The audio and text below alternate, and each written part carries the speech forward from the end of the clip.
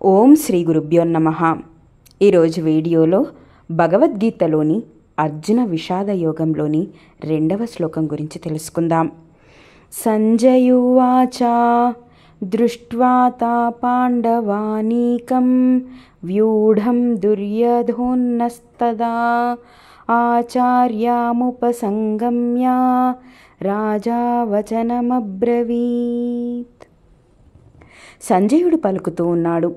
సైనిక వ్యూహాత్మకంగా నిలిపి ఉన్న పాండవ సైన్యాన్ని చూసిన దుర్యోధనుడు తన గురువు ద్రోణాచార్యుణ్ణి సమీపించి ఈ విధంగా పలుకుతూ ఉన్నాడు.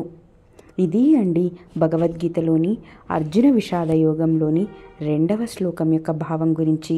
నెక్స్ట్ వీడియోలో 3వ శ్లోకం యొక్క భావం గురించి తెలుసుకుందాం.